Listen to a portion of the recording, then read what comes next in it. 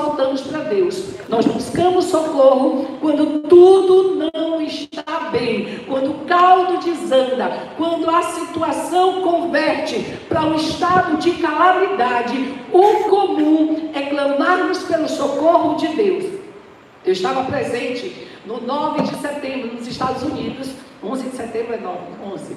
No 11 de setembro, mudamos 2 meses, quando houve aquele ataque, nos Estados Unidos, e de repente igrejas vazias se encheram.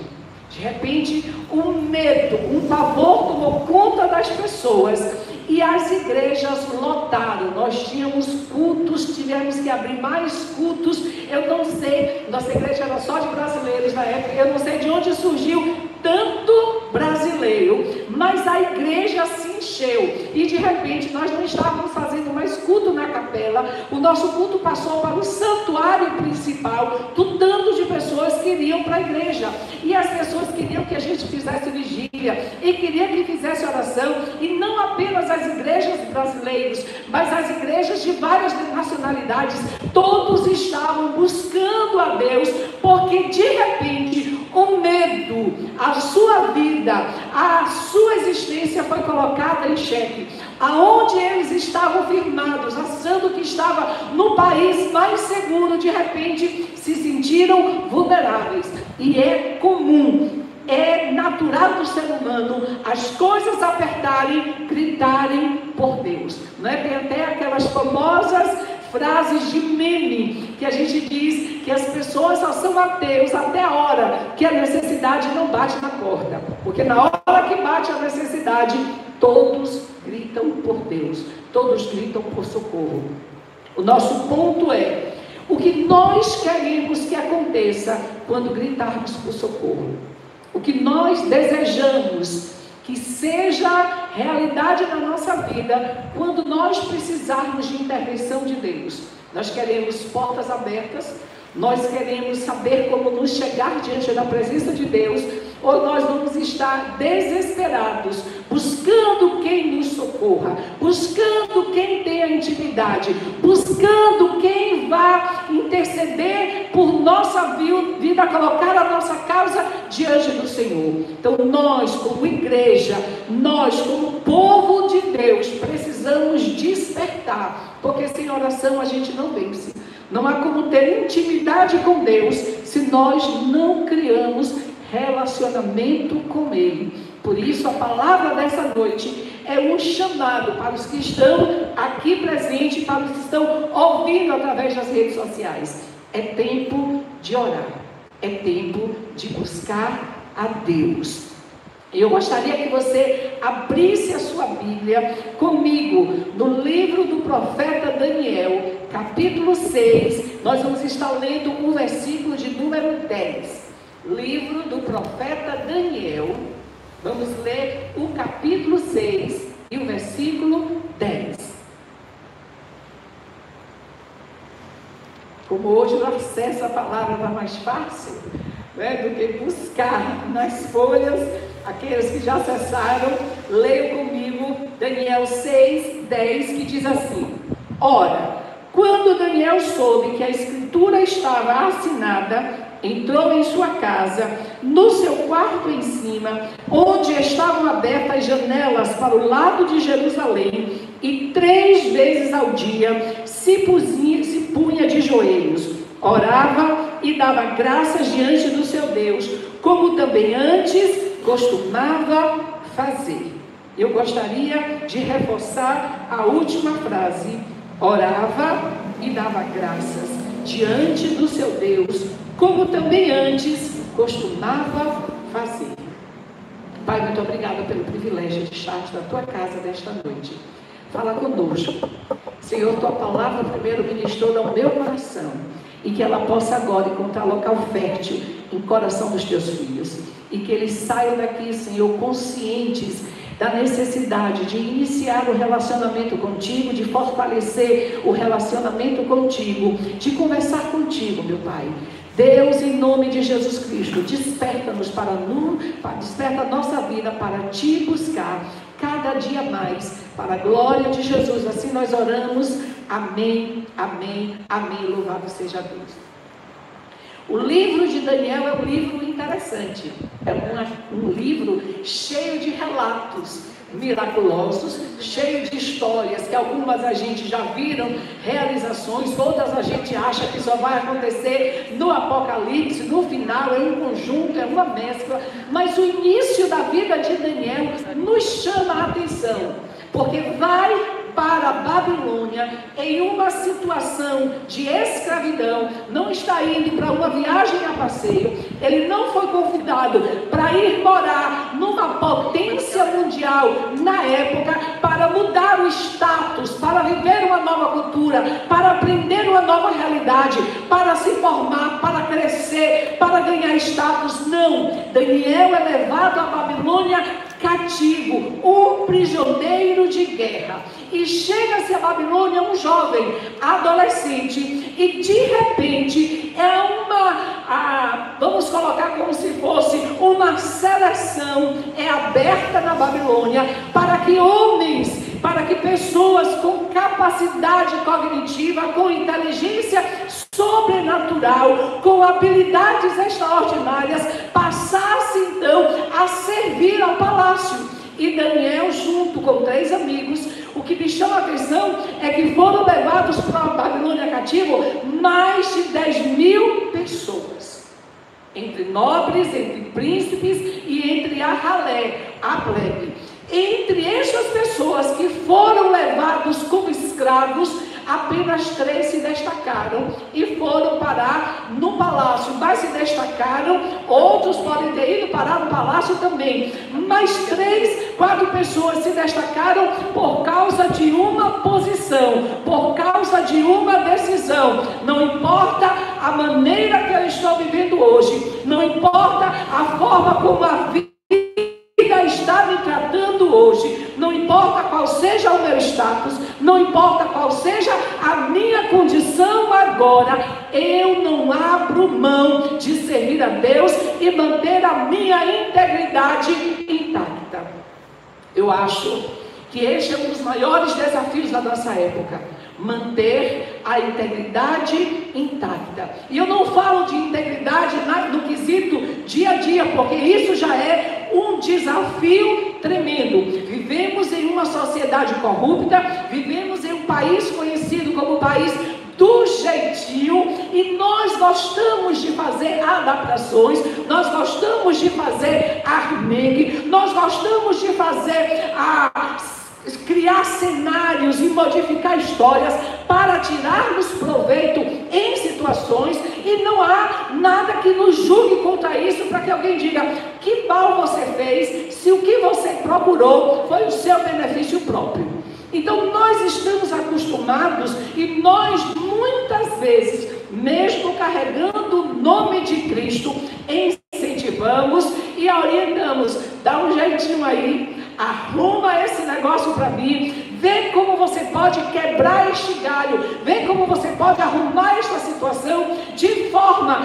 que eu seja ajudado, de forma que eu seja beneficiado. E muitas vezes nós não nos preocupamos se vamos romper princípios, se vamos quebrar alguma regra de conduta, se vamos estar infringindo moral e a ética será abandonada. Muitas vezes nós não prestamos atenção nesses detalhes. Nós só queremos viver e viver bem. Mas Daniel e 3 amigos disseram: não é dessa forma que eu vou me comportar. A minha maneira de viver, independente do status, da condição a que eu estou sendo subjugado hoje, não irá manchar o nome que eu carrego, não irá manchar o Deus que eu sirvo, não irá me afastar de servi-lo com interesse e com coração íntegro. E Daniel começa esta história, ele começa a mostrar esta integridade, esse posicionamento diante de Deus, numa forma que a gente acha tão normal, e muitas vezes não levamos nem em consideração. Na comida, na alimentação, Daniel já disse: não me contamino na alimentação. Quão difícil é para nós, no mês de setembro, né, que se diz que comemora-se uma entidade aí, que as pessoas costumam fazer comidas específicas para estas entidades nesse mês, e muitas vezes algumas famílias, por forma de hábito, apenas replicam o costume pagão, e muitos cristãos estão ali no meio e dizendo que aqui tem, não tem nada a ver, não me contamina. E se nós formos olhar para a realidade da palavra, quando Paulo diz em Coríntios que a comida e a bebida não nos interferem diante de Deus, porque diante de Deus o ídolo não é nada. Então não importa se foi consagrada não, contanto que você tenha a sua consciência diante de Deus, está tudo limpo. Mas o mesmo apóstolo que declara isso diz também: se alguém vai te julgar, vigia crente e não vai. Vigia crente e não participa. Vigia crente e não coma. Se você vai ser julgado pelo que você vai comer, pelo que você vai beber, pela festa que você vai estar participando, não vá. É a instrução do apóstolo. Mas nós preferimos nos apegar. Vós que sois fortes, coma, beba e se alegre. E nós ainda declaramos: eu sou igual Salomão, bem algum eu vou negar a minha alma. E aí a gente segue vivendo sem se importar com os fracos. Mas a postura de Daniel e seus 3 amigos na Babilônia foi diferente. Propuseram no seu coração: não é a comida que vai me comprar, não é a bebida que vai me corromper.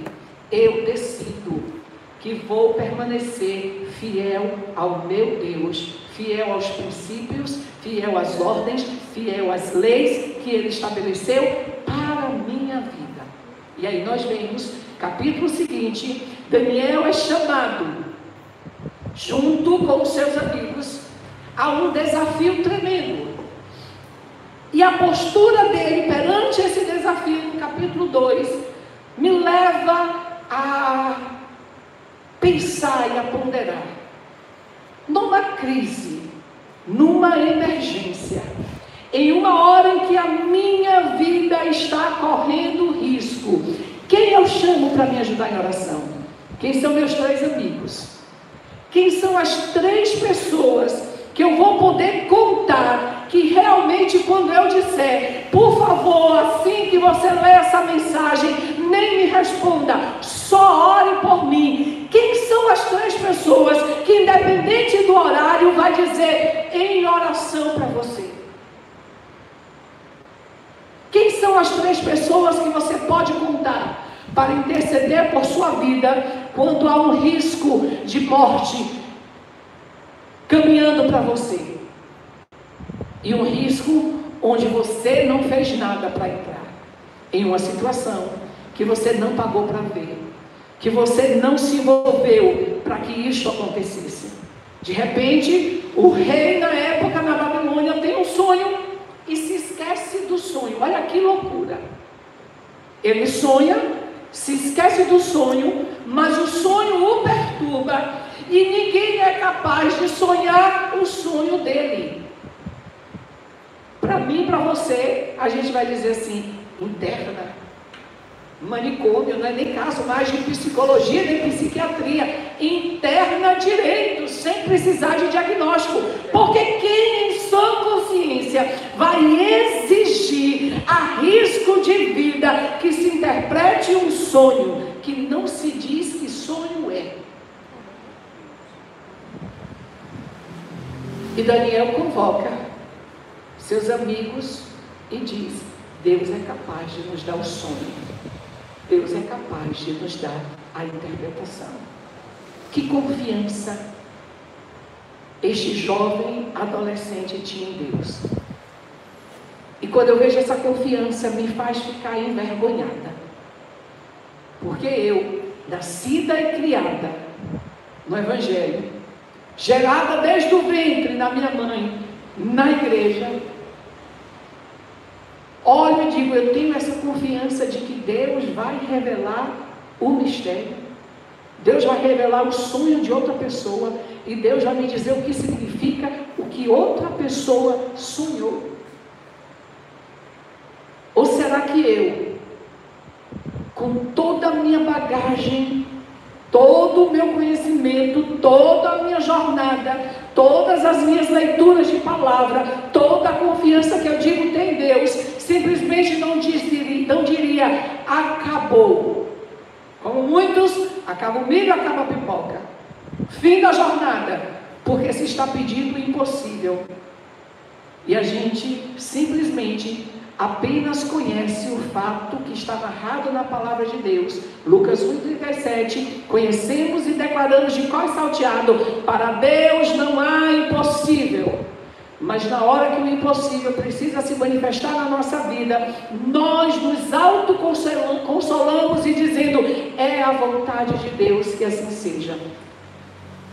Talvez porque nos falte essa intimidade, essa certeza de que a nossa vida não acabou, que a nossa história não se encerrou, que o plano que o Senhor estabeleceu ainda se concretizará na nossa história.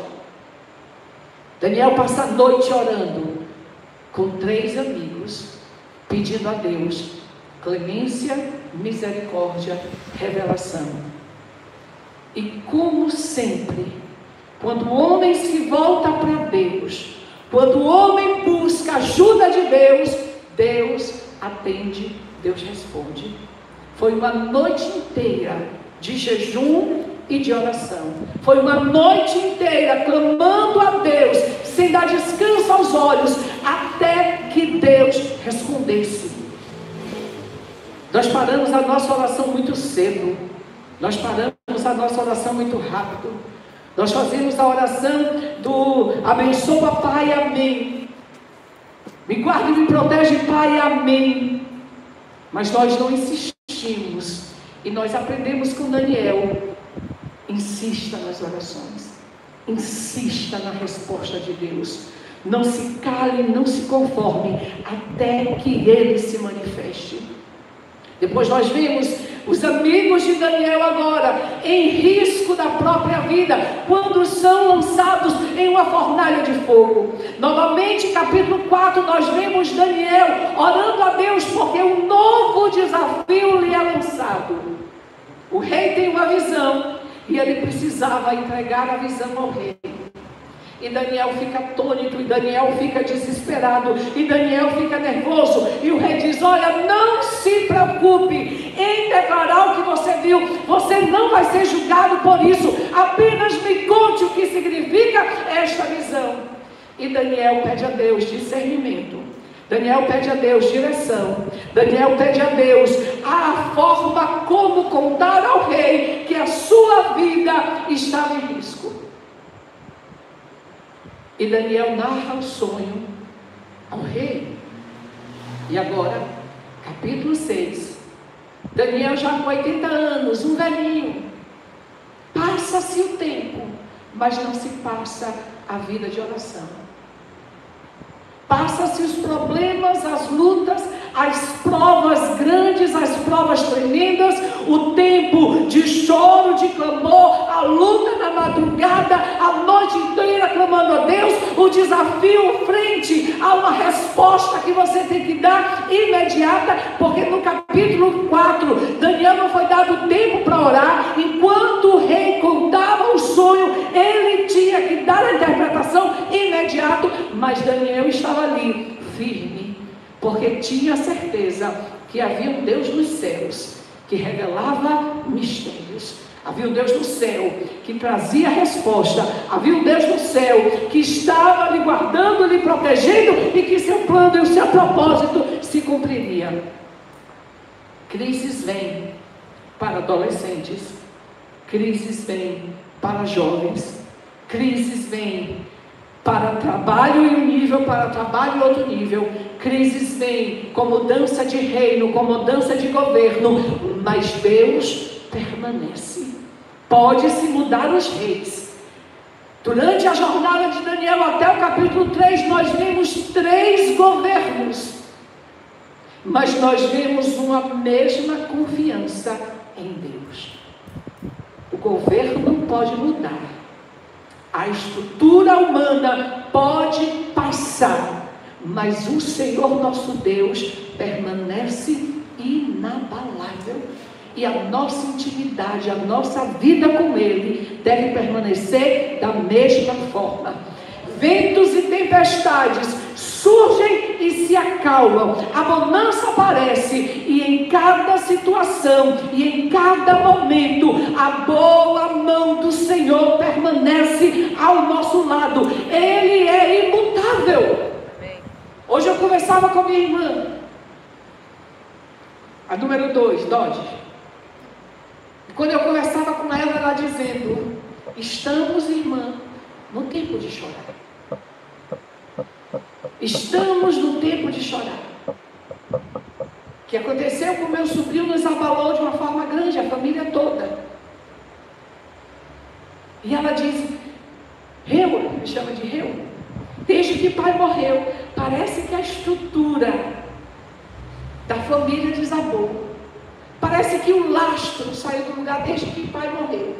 Porque desde que pai morreu, aconteceu isso, aconteceu isso, aconteceu isso, aconteceu isso, aconteceu isso, e ela foi pontuando momentos de tristeza. Mas ela mesmo declarou: o dia já está raiando, porque não há noite de choro que dure para sempre.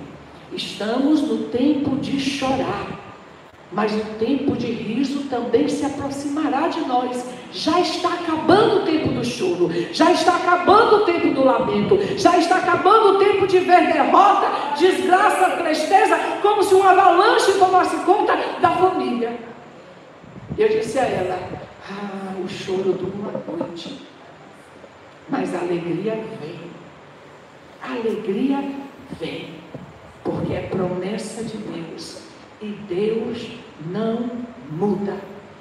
Muda tempos, muda estações, mas Ele permanece firme.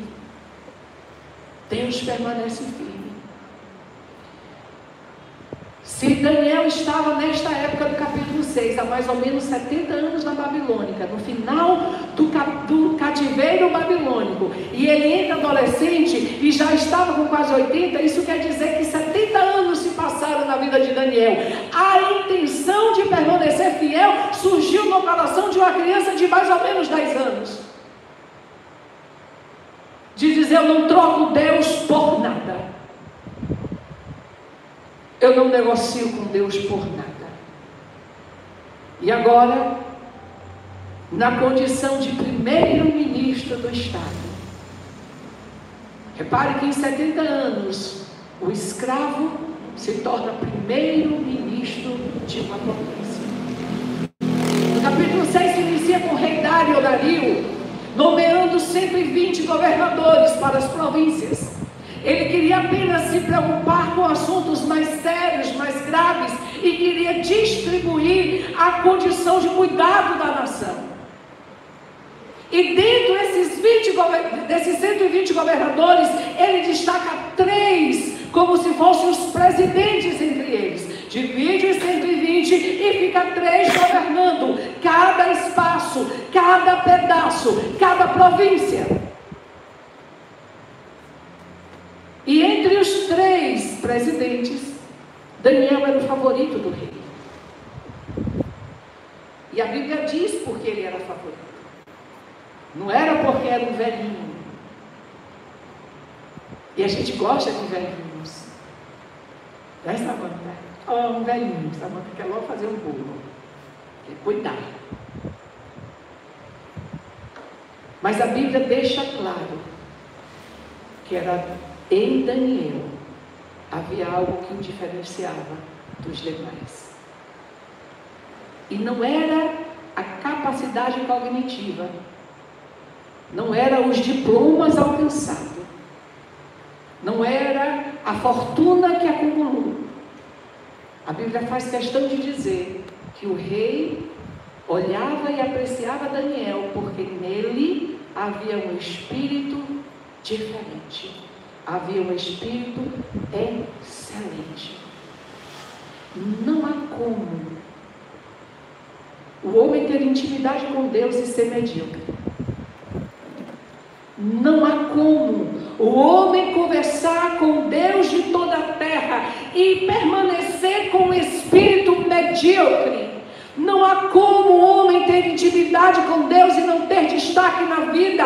Aonde ele estiver, há a presença de Deus. E aonde a presença de Deus está, a mudança, a transformação, a renovo. O ambiente se dissipa quando está em trevas. E Daniel, com 80 anos, havia um espírito excelente nele. Mas ele não era querido. Ter intimidade com Deus não significa que você será bem aceito em todos os locais. A inveja se manifesta. A inveja aparece, a perseguição é certa. Porque o que o homem quer é apagar o brilho de Deus. A força, a intimidade, a confiança. E aqueles 2 outros presidentes, mais os 120 governadores, tinham inveja do espírito excelente de Daniel. Não tinha inveja da intimidade dele com o rei, tinha inveja da presença de Deus. E a Bíblia diz que eles começaram a perseguir Daniel. Mas o interessante é, não encontraram nada. E eu me fiz uma pergunta hoje. Se começarem a me perseguir, vão encontrar esqueletos no meu armário? Se começarem a me perseguir, vão encontrar sujeiras embaixo do tapete? Se começarem a olhar a minha vida buscando erro, vão encontrar?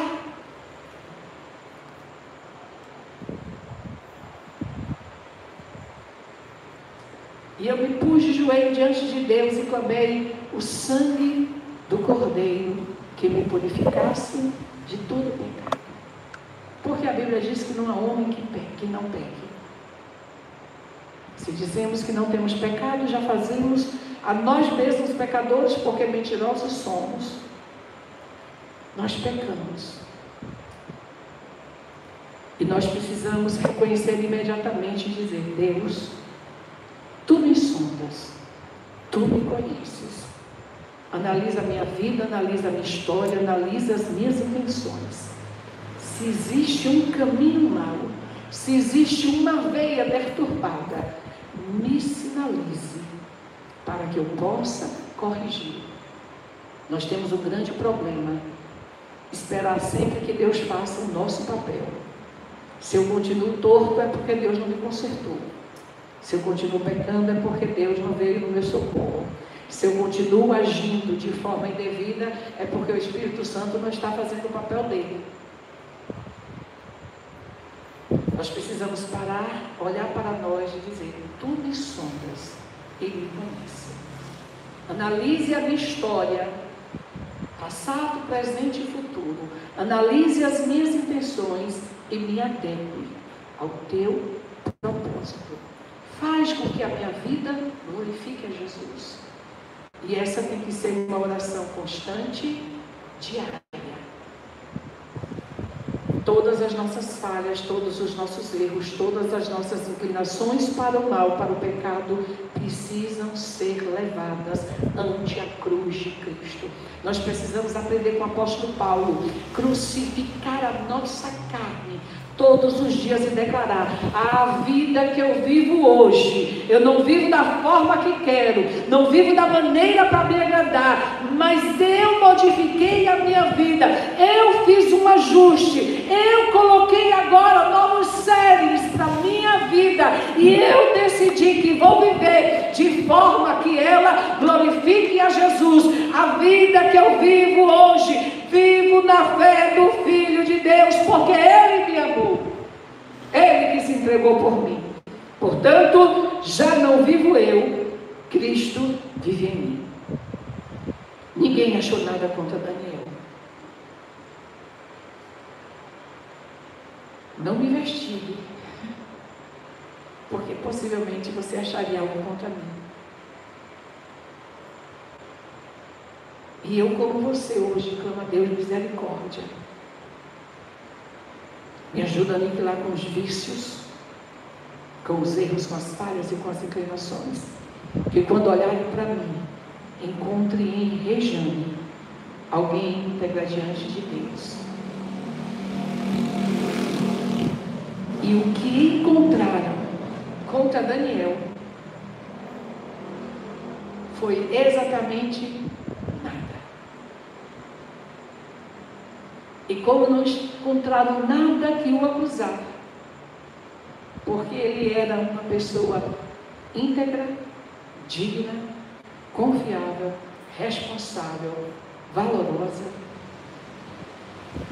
Aquelas pessoas em um concílio decidiram, já que na vida dele não tem nada que o acuse, nós precisamos fazê-lo pecar diante da lei do Deus dele.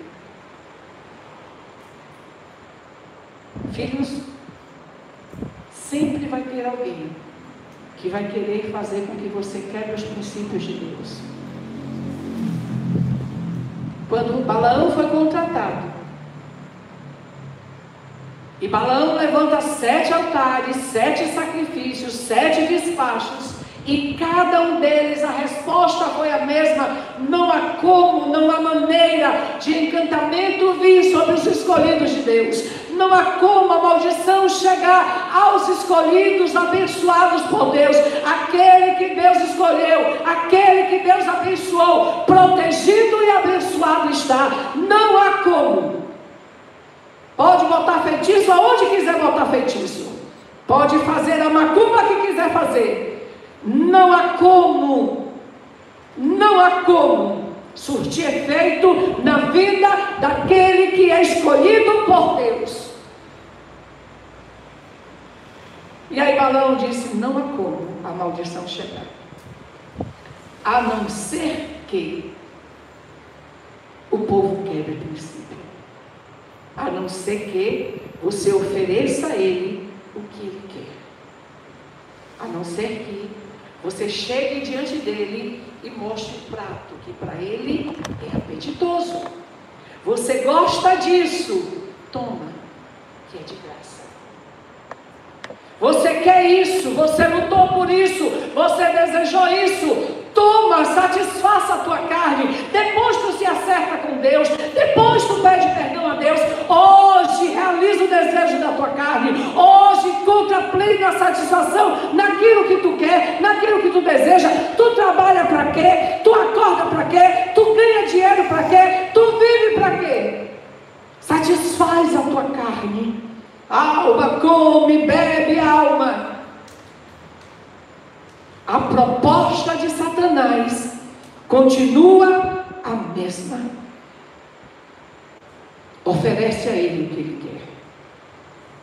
Porque na hora que ele quebrar os princípios de Deus, aí você pode acabar com a vida dele. Balaão deu a dica: coloca umas mulheres sedutoras, porque logo, logo estará todo mundo perdido. E assim aconteceu.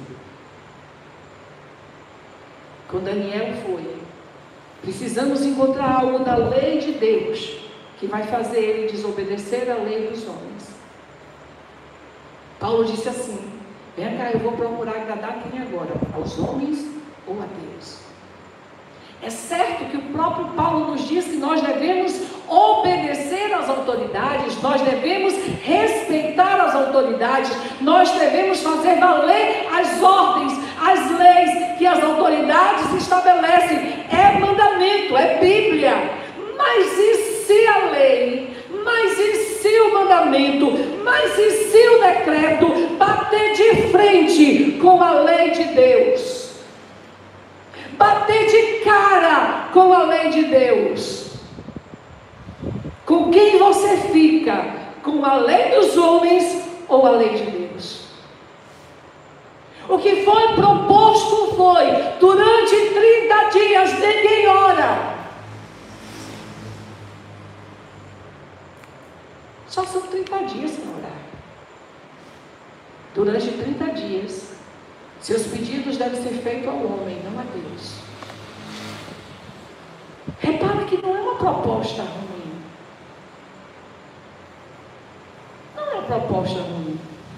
Pastora, 30 dias sem orar. Só são 30 dias sem orar. Veio em forma de decreto. Veio em forma de lei dos medos e persas. Irrevogável. Cláusula pétrea. Não muda. Não transforma, não anula. Assinada com o anel do rei. Ninguém ora. Ninguém pede nada a Deus algum. O decreto saiu, foi promulgado, foi homologado, foi publicado. E o que é que Daniel fez? Eu vou orar, eu vou orar, eu vou orar, eu vou orar, porque quando eu oro, entre a lei de Deus e a lei do homem, prevaleça a lei de Deus. Seja ela em que estilo for, seja ela em que nível for, seja ela em que esfera for, seja ela em que tipo de condenação vier agregada e associada. Porque a punição nada mais era, nada menos do que ser lançado numa cova de leões. Morte certa. Os leões eram treinados.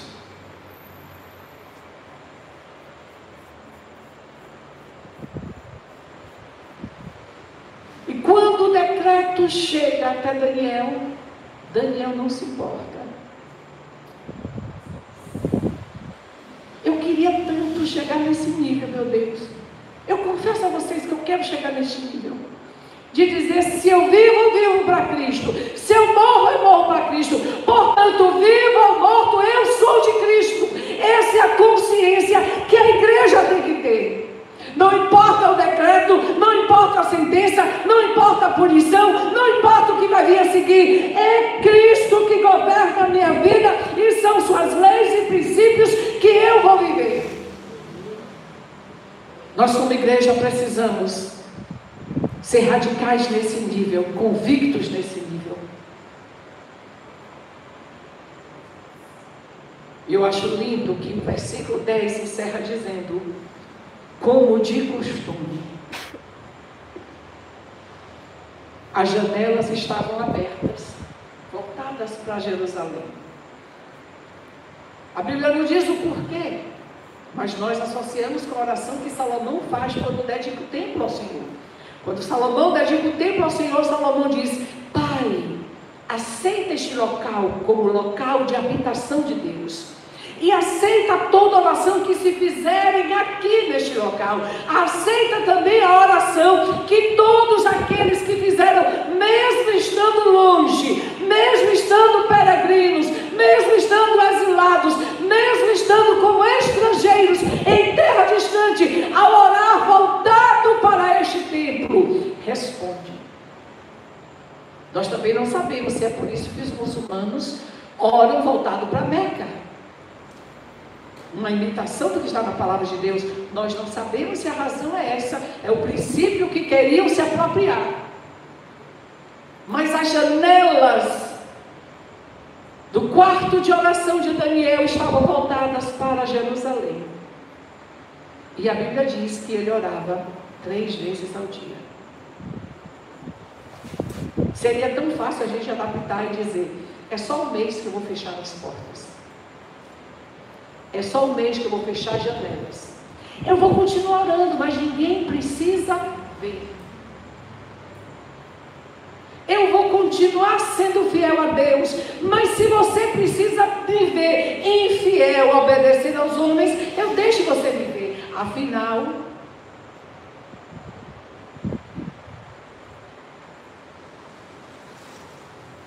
seria tão fácil. Talvez para um povo corrompido como nossa geração, nós nem pensaríamos nós simplesmente adaptaríamos a nossa rotina. Fecharíamos, quem sabe, as portas. E quem sabe, voltaríamos ao culto online. Porque custa nada, tem problema nenhum. Portas abertas, janelas abertas. Daniel sobe para o quarto. E no costume, se eu oro de manhã, meio-dia e de noite, eu vou continuar orando de manhã, meio-dia e de noite. Se eu clamo a Deus de manhã, meio-dia e à noite, eu vou clamar a Deus de manhã, meio-dia e à noite. Se eu adoro a Deus de manhã, meio-dia e de noite, eu vou continuar adorando a Deus, mesmo que isso me custe a vida. Daniel conhecia as leis. Ele conhecia sobre o decreto. Ele sabia que mesmo que o rei o tivesse como preferido, nada poderia ser feito, por causa da forma como a lei foi elaborada, escrita e promulgada, irrevogável. A Bíblia diz que quando o rei é comunicado, olha, Daniel foi orar, Daniel pediu, levantou um clamor, alguém que não foi até o rei. A Bíblia diz que ele até tentou livrar Daniel. O rei até caiu em si e disse: que tolice que eu fiz, que decreto mais tolo. Mas não podia revogar. E o único consolo que o rei pode dar a alguém que ele admirava foi: quem sabe Deus, o teu Deus, te livra. Quem sabe Deus, o teu Deus, te livra. E Daniel é lançado. E o rei perde a alegria, perde o sono. Naquela noite, música, comida não alegrou. Cama macia não lhe atraiu. Travesseiros fofos não descansou a sua mente. E inquieto, o rei passou a noite inteira.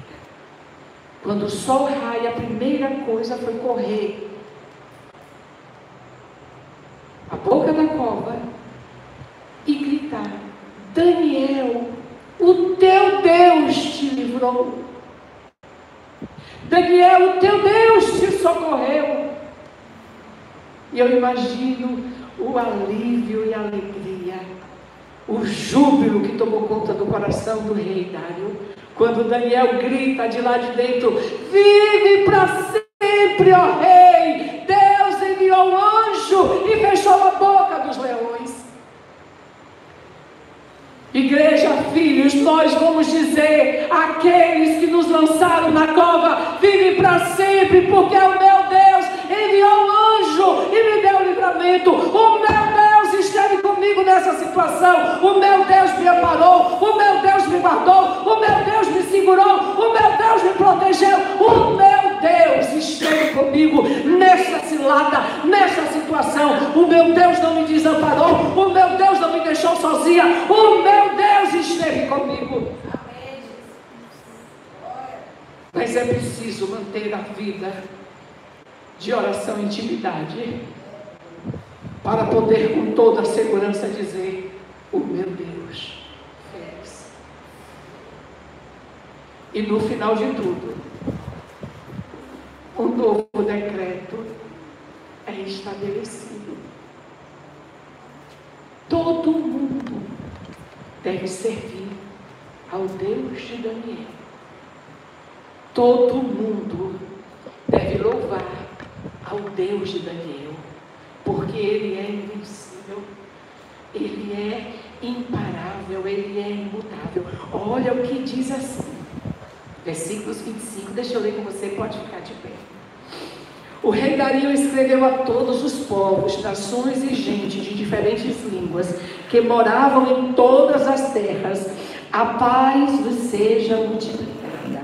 Da minha parte é feito um decreto pelo qual em todo o domínio do meu reino os homens temam e tremam perante o Deus de Daniel, porque Ele é Deus vivo e permanece para sempre. Seu reino não pode destruir, seu domínio jamais terá fim. Ele livra e salva, opera sinais e maravilhas nos céus e na terra. Ele livrou Daniel do poder dos leões. E é este decreto que nós vamos ouvir as pessoas falando: Deus é Deus dos céus, Deus é Deus das terras, Deus faz, Deus acontece, Deus livra.